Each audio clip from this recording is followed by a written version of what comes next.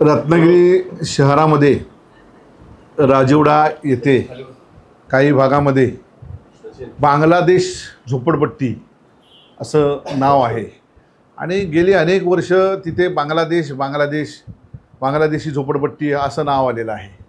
तर शिवसेना म्हणून आमच्या सर्वांचं एक मत आहे, आमच्या त्या प्रभागाचं नेतृत्व करणारे सोहेलजी मुकादम आहेत, सर्वांचं असं म्हणणं आहे की बांगलादेश हे नाव रत्नागिरी शहरातून पूर्ण नाव वगळून, झोपडपट्टीचं जे नाव आहे बांगलादेश हे वगळून श्री देव काशी विश्वेश्वर मार्ग असं त्याचं नामकरण करण्यात यावं अशी मागणी आम्ही आज मुख्याधिकारी यांच्याकडे केलेली आहे।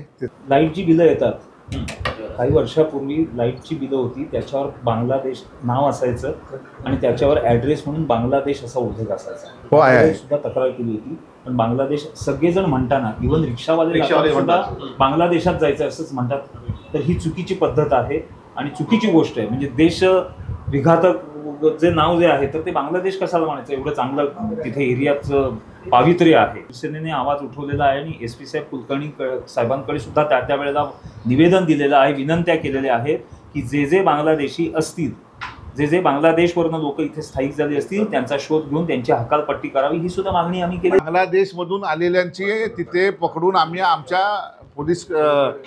पोलीस यंत्रणेने त्याच्यावर कारवाई केलेली आहे, पण चुकून कोण राहिला असेल तर तुम्ही निदर्शनास आणून द्या, आपण त्याची हकालपट्टी परत बांगलादेशला करू। ते जिथे अतिक्रमण झालेलं आहे तर ती सुद्धा अतिक्रमण हटवावं आणि तो मार्ग जो आहे तो सर्वांसाठी, तिथे जे स्थानिक रहिवाशांना जे अडचणीतनं जावं लागतं, घाणीतनं जावं लागतं, तो व्यवस्थित करावा अशी सुद्धा मागणी केलेली। टाइम्स डिजिटलला लाईक करा, शेअर करा, सबस्क्राईब करा आणि बेल आयकॉन दाबायला विसरू नका।